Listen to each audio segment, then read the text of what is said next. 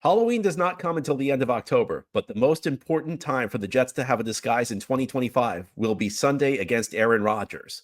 Locked On Jets begins now.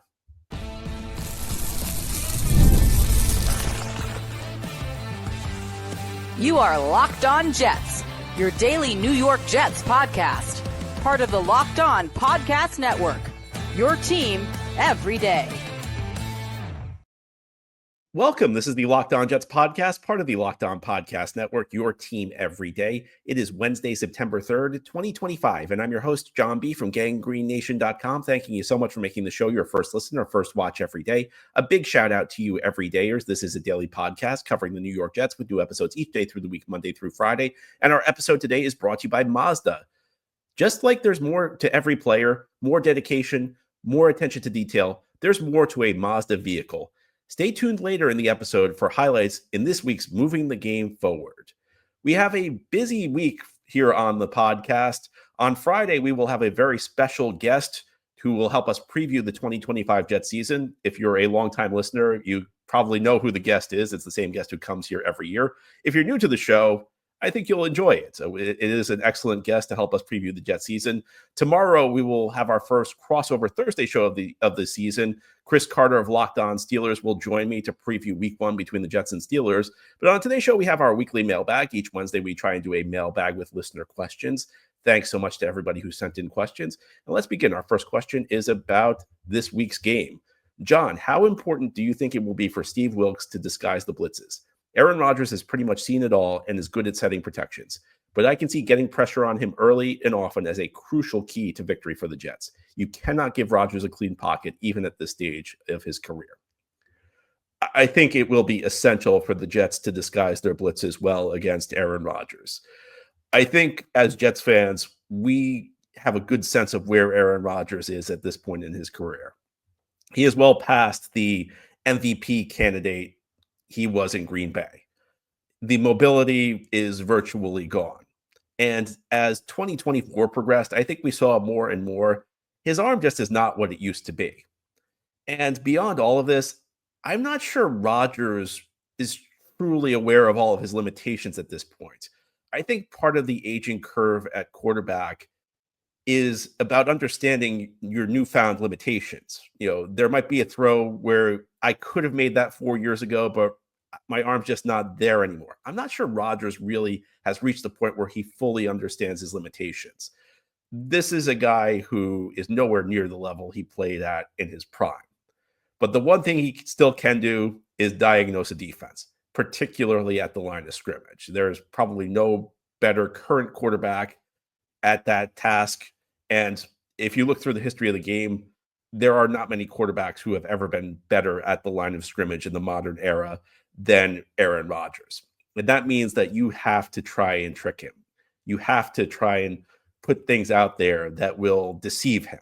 An example I might use would be another quarterback who operated at this level mentally, Tom Brady. And, you know, everybody, I should not mention this on a Jets podcast because it was not a fun day for Jets fans, but Super Bowl 51, that was the 28-3 comeback against Atlanta. And part of the reason the Patriots were able to come back in that game, and part of the reason Brady caught such fire in the second half, was that the Patriots ended up running 99 offensive plays that day. And you don't go into a game with 99 defensive plays you can run. You know, you don't have the practice time. You don't get that many plays onto your call sheet. So early in the game, the Falcons did a good job at disguising certain things. I think they fooled Brady a couple of times with some of the coverages they ran, with some of the looks they ran. But then you got to the second half. And once you get up to play 70, play 80, play 90, you run out of plays that you can run. So the Falcons essentially got into reruns.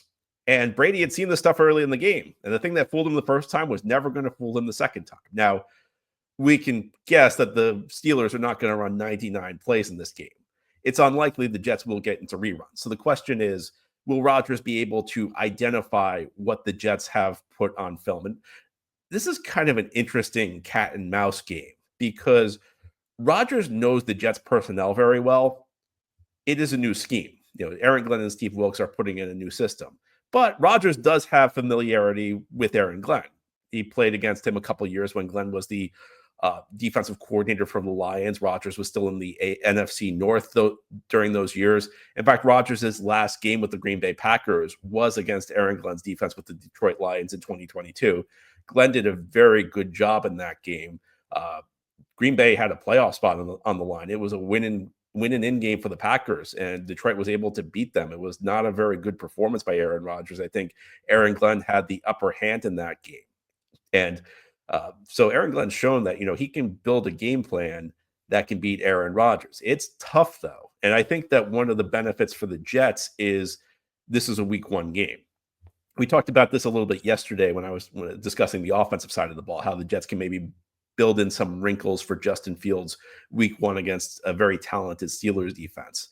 Well, if you're going to face a quarterback like Aaron Rodgers in week 1, a guy who, for all of his faults at 41 years of age, for all of his decline, again, is still like the master using his brain at the line of scrimmage. And you have to build in some disguises. You have to build in some things that are going to trick him. You'd like to have the extra time. The Jets had an extra bye week heading into the season, as every team does, to think up new wrinkles that they can throw in on the defensive side of the ball to try and trick Rodgers. And I'd say even before that, because the schedule came out, the Jets knew they had the Steelers week 1. So I would not be surprised if during training camp, maybe the Jets Jets coaching staff in particular, dedicated some time trying to think up ways that they can maybe fool Rodgers a little bit as they built their game plan. So it's critical when you play a quarterback of this caliber, particularly a quarterback with Rodgers' mental ability. It's the type of thing that the Jets absolutely need to do. Now, of course, part of this is going to be physically executing the game plan. It's one thing to have the right play called. It's another thing to execute it. So if you watch the NFL, sometimes you have the perfect call for a situation and somebody just messes up. Somebody slips or something, somebody doesn't execute their play the right way, and the other team may have the worst play call for a given situation, and the other team still succeeds. So, of course, there are two different aspects of this, but I don't think that there will be a bigger challenge, at least from the mental side of the game, from running the line of scrimmage, than the Jets will face Sunday against the Pittsburgh Steelers. I think that they will face more talented quarterbacks over the course of the season, because I think at this point in his career, at best, Rodgers is a mid-tier starter. And I think if you add in an extra year of decline, by the end of the season, Rodgers may end up being a low-end starter in this league. But, he's still got that ability somewhere lurking in him. I mean, we saw that when he faced some shaky defenses near the end of last year. We saw that when he faced the Jacksonville Jaguars, when he faced the Miami Dolphins.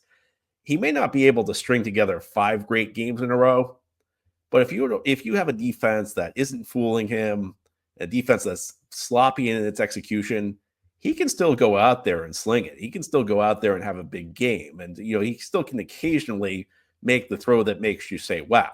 He can't do it to the point where he's going to be an MVP consideration anymore, but it's not completely gone from him. That ability has not completely left him. So it's going to be very important for the Jets to be smart, and he's going to try and figure out what the Jets are doing.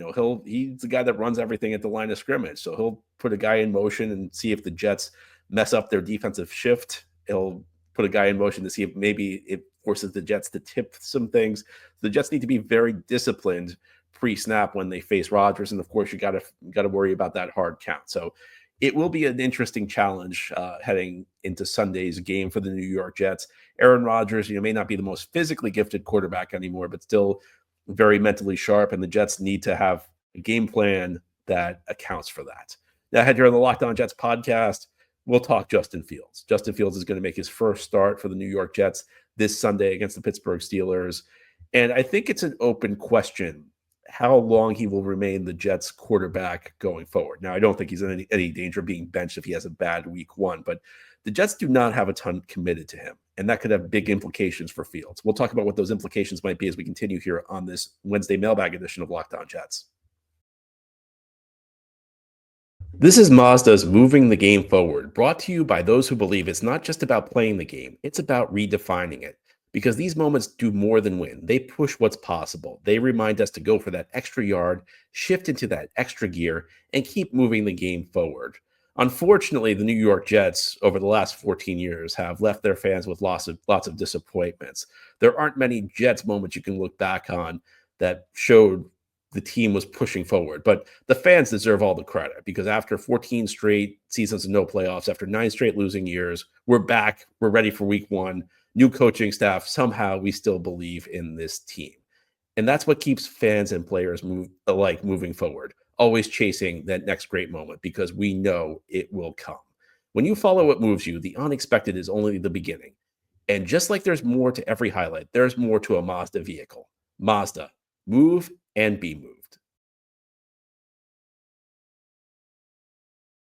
Today's episode of Locked On Jets is brought to you by Supply House. When the opening whistle blows on a new repair, get your crew moving forward with Supply House. Order today and see parts on your doorstep tomorrow. Over 280,000 plumbing, HVAC, and electrical equipments from the most trusted brands in the business. Their real-time inventory and honest lead times keep you from punting projects, while their industry-leading customer service always has your blind side covered. Need parts fast for a project? Supply House has next-day delivery. Talk about a game changer.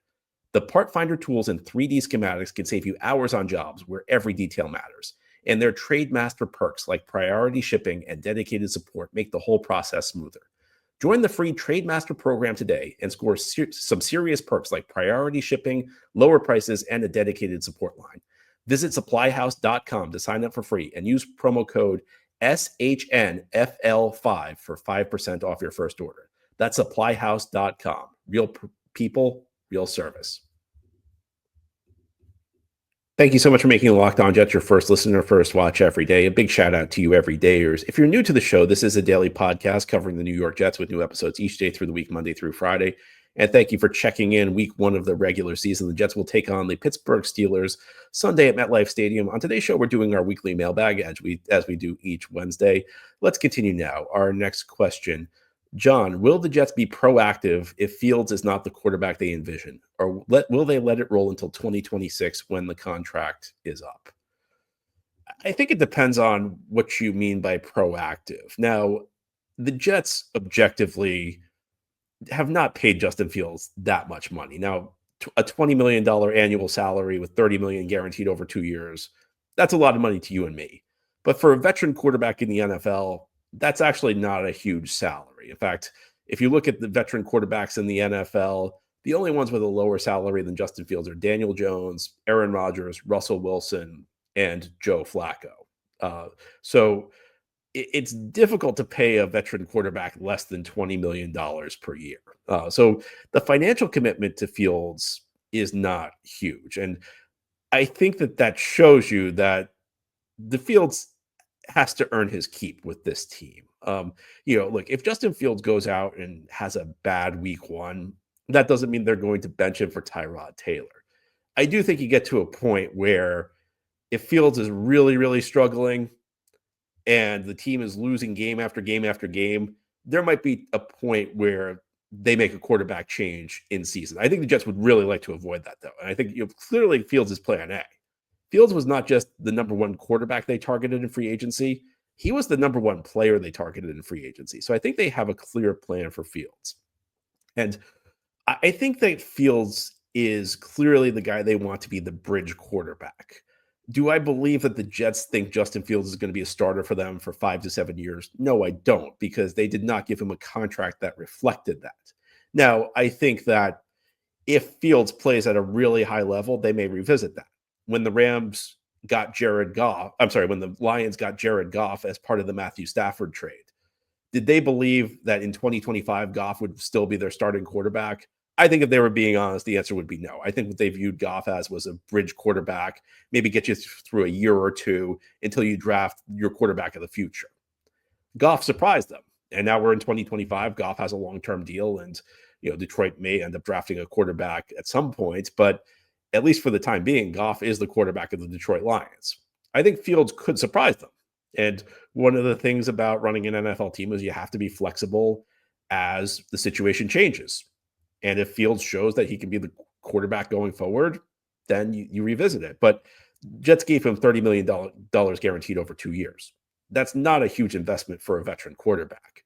And it's a sign that, there's probably a bit of skepticism there with Fields, both in terms of his ability to play at a high level and in terms of his staying power with this team. I would have to guess that the Jets will never tell you this. I would have to guess if the Jets were being honest right now, they'd tell you the hope is that Fields plays well enough where they don't go into 2026 feeling like they have to take a quarterback, because that's where you get yourself into trouble. And that's where the Jets have gotten themselves into trouble in the past when they've entered a draft dead set on taking a quarterback, because it's one thing to get a good quarterback, but the right quarterback has to be available when you pick. And if he's not, and you take the wrong quarterback, you have set your franchise back years, and you have probably put yourself as a decision maker on the path to being fired. So there are lots of elements here. Do I think that Justin Fields is guaranteed to be the starting quarterback in 2026? No, I don't. Do I think he's even guaranteed to be on the team in 2026? Not 100%. Now, the fact that Jets guaranteed $10 million next year suggests that they're not going to move on from him quickly. If it's just a so-so season where he doesn't quite meet expectations, he's probably going to be back in 2026. And from that point, is he the starter in 2026? I think that would come down to whether or not the Jets drafted a quarterback high in the first round. And if they did, then there probably would be some sort of camp competition, and there would be a lot of pressure to get the rookie in there sooner rather than later. But there are lots of different elements to this. I think that the Jets made a cautious move with Fields. I think that there's cautious optimism around Justin Fields. The contract they gave him suggests that they think that there's something there worth developing, but it's not so big that they are dead set on Fields being their quarterback going forward. I think that you adapt as the situation dictates. If Fields plays really well, you continue with him. If he doesn't play well, you look in a different direction after the year, because $10 million, I'm not saying $10 million isn't a lot of money, but I'm saying it's not a lot of money to have invested in a veteran quarterback. And that's, if you look, Fields has a $40 million contract, $20 million guaranteed the first year, $10 million the second year. It's just not a huge amount the Jets have invested in Fields. So I don't think they would hesitate to move on if the situation required it. Next question from Dan writes, I fully acknowledge the Jets value Lazard and Reynolds' ability to block, but it seems to me that's not what they value the most at wide receiver. Drafting Smith and extending Wilson strongly suggests blocking is not all they value at wide receiver. Between the fourth round pick and the huge extension, the Jets invested far more resources in non-blocking receivers than blocking receivers. So I think it's a bit overblown when you've said that Aaron Glenn cares the most about his wide receiver's ability to block. Well, maybe he doesn't care about it the most, but his own words are that it matters to him. And they do have Josh Reynolds here, and they do have Allen Lazard here. And these are guys who are, I would say, not distinguished receivers. And again, these are Glenn's words. Glenn said that he values blocking. And I think I mentioned this a bit last week. I think this is where the question came from, that I am a bit uneasy the way Glenn talks about the wide receiver position, because I think that he's shown some old school sensibilities in this area. And I think that when we talk about a coach being old school, there are areas where maybe the modern game doesn't do it right. I think one of the areas would be the way training camp is handled. Now, there's only so much you can do. You can't run training camp the way teams did in the 1990s. I actually just watched that Netflix documentary about the Cowboys in the 1990s. And Jimmy Johnson at one point said, when he was asked about training camp, it was well, you could not have the training camp like this today, the way I ran it in the 90s with the Cowboys. The rules are very different. But it definitely seems like Glenn had the Jets with a tougher, more physical type of training camp than is typical in this league right now. I think that that's a good thing. But, you look at the way the wide receiver position has been handled for the Jets. They kind of have the go-to guy in Garrett Wilson. They have the speed guy in Arian Smith. And they have a bunch of big receivers who, maybe add some professionalism. Maybe they'll know where to be in the right place. But they also block. And Aaron Glenn has said that he likes that these guys block. And, I understand that the Jets are going to be a run-heavy team this year, but they're not running the triple option. They're not running the wishbone. This is not like one of these college offenses where they're going to run the ball 90% of the time. An NFL team that's super, super run heavy, it might be like a 50-50 split. So you need guys who are going at the receiver position whose job is to catch the football. This is not, Georgia Tech under Paul Johnson, where the receiver's number one job is to block. And the other thing I'd say about this is there are really, even if you are a run heavy offense, there are very few plays where the receiver throwing a block is the difference between a big play and failure. It's a nice to have in a wide receiver. But the second we start, and again, these were Glenn's words, the second we start talking about a receiver being here because of his blocking skills, I mean, that's what Jets said. You go back to when they drafted Stephen Hill, they made a big deal out of his blocking. Blocking is an accessory for a wide receiver. It is not a must-have. And if you look at the way like receiver rooms used to be put together, it used to be like the go-to guy, the speed guy, and then a bunch of hard-nosed guys who would help you in the run game. That's not a great formula for the current NFL. So I don't like the way the Jets have put this receiver room together.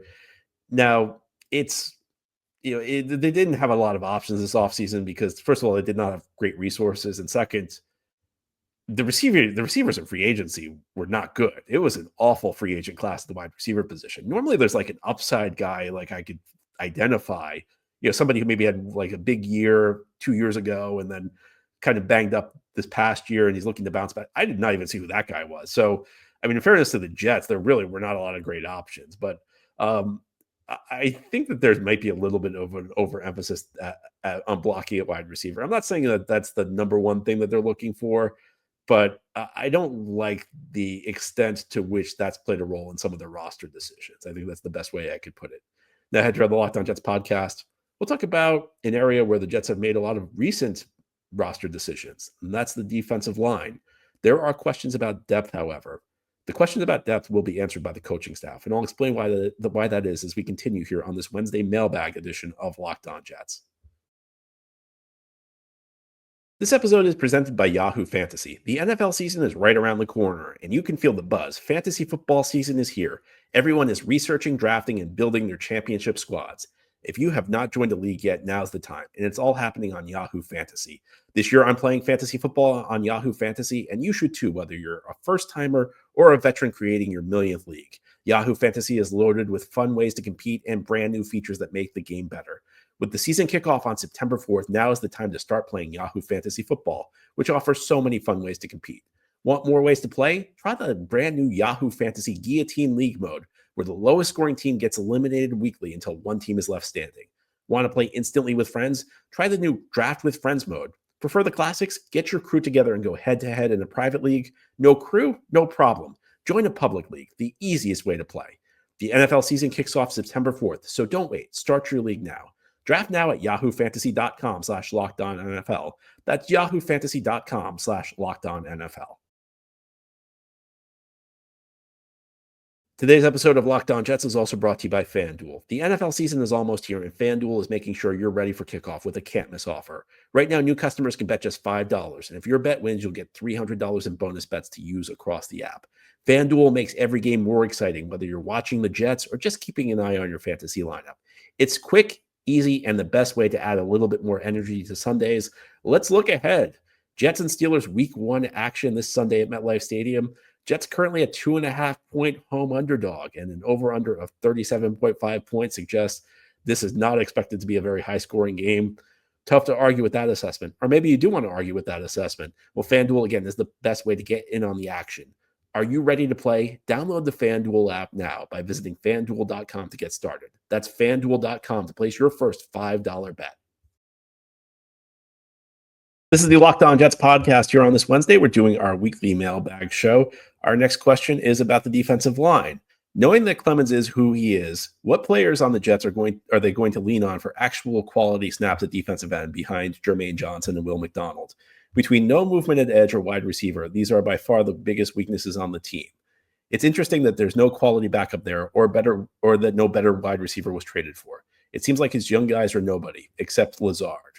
So this question seems very unhappy with the defensive end position and the wide receiver position with the New York Jets. And like I've expressed my frustration with the way the wide receiver position was handled. Question is really about depth at the defensive end spots.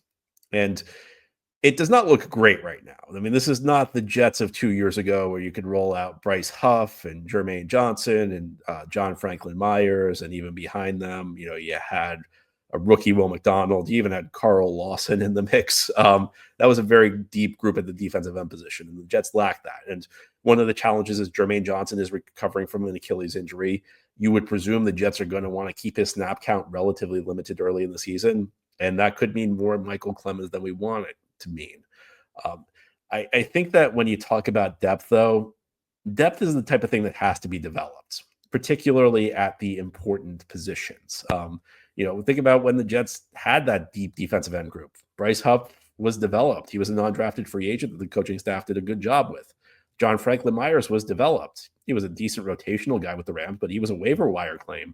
Jets coaching staff turned him into a quality starting player, a guy who could play the run and collapse the pocket. You look at the Jets depth right now, and you're talking about young guys, you're talking about McGregor, you're talking about Tyler Barron. It doesn't look very impressive. I think the question is, what can the coaching staff do with these guys? Because there are just certain positions where nobody has enough of them. So anybody good is already a starter at those positions. I think defensive end's one of them. I think wide receiver is one of them. Defensive tackle's a little different. The Jets were kind of able to rebuild their defensive tackle room on the fly during training camp. They clearly did not like what they had. I think it's a commentary on how disappointed the Jets were with their defensive tackles that they traded for both Harrison Phillips and Jawan Briggs. And this shows you that sometimes the NFL is cyclical, because 20 years ago, of space-eating nose tackle, a guy who drew blocks, that was the centerpiece of a lot of defenses. That was the guy you built your defense around. Harrison Phillips, maybe 20 years ago, would have been a high-impact player. Where in today's NFL, you want your defensive linemen all to have more pass rushing ability. So while Harrison Phillips is viewed as a good player, he's a guy you want on your team, he's more of a part-time guy. He's a guy who's going to play on the early downs and come off the field on passing downs. And he's not viewed as a premium player. And that's what happens in the NFL. Guys who would have been really important decades earlier, suddenly just kind of part-time players. Having a great running back used to be a central feature of an NFL offense. Now we know the running back position is not valued as highly on defense. I mean, you think about, back decades, lots of legendary defenses were built around a great middle linebacker. The middle linebacker is important. He's usually the quarterback of your defense in today's NFL, but it's not as significant as it was in the past. The safety position, you used to want a guy who just delivered hard hits. That's nice to have in today's NFL, but you also want a guy with some coverage ability, a guy who takes good angles to the football. You can't trade for – it's very difficult to find a quality wide receiver in a trade preseason. It's very difficult to find a quality defensive end in the trade.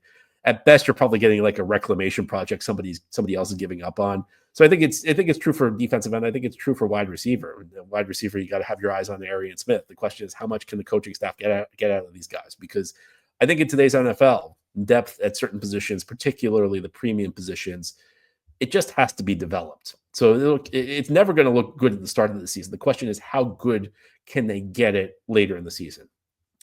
Our next question. It's been interesting to hear you talk about Brady Cook. I listened to a few other podcasts, and you have landed in different places from some of the other Jets analysts. But it's also been interesting hearing descriptions of the play. It's like people have been talking about two completely different players. I'm curious as to your take on Brady Cook and how others have seen Brady Cook's play in such a different way. They've acknowledged he's limited, but leaned heavily in his direction over keeping Martinez due to what he's shown. And I feel like you speak as though he's shown nothing.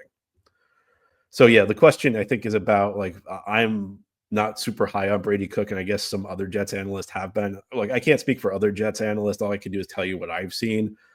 I've seen very little that impressed me in Brady Cook, and I don't want to be super negative on him because young guy, he's living out his dream, he's in the NFL, but you have 53 roster spots, you have 17 practice squad spots, and I think that those have to go to the players who you have the most talent and the most promise. And I just don't know what Brady Cook showed that suggests he's got a future in the NFL in the preseason. I mean, he threw the ball 38 times and only netted 235 yards. And yes, I understand you can't judge things solely on stats, but that shows you right there that there was very limited playmaking ability. And I think that shows up in the film also. I mean, yeah, he hit some passes to some wide open receivers, but he wasn't really making big plays. I mean, he quarterbacked the Jets offense against the Eagles practice squatters for a half in the preseason finale. And they netted 3 points. And I just don't see the physical tools there. I mean, I don't think I'm not sure he's got a big enough arm to like make the tight window throws consistently in the NFL. Throws that are completed against practice squad guys are not going to be there against better players.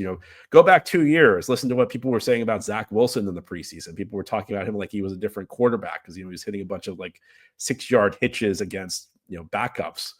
And it became clear in the regular season that stuff only matters so much. I think sometimes, a guy doesn't look like a disaster in the preseason on paper, and like maybe they get a little bit too much hype, but it's difficult for me to answer like what was the Brady Cook thing, because I don't see what was good about his play.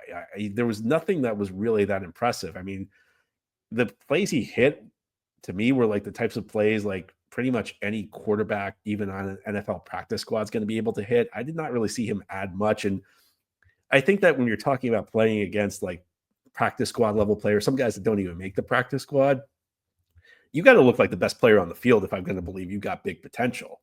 And Brady Cook looked pretty ordinary even against those guys. Maybe he wasn't Hackenberg level bad, but I don't think Hackenberg level bad is really the criteria.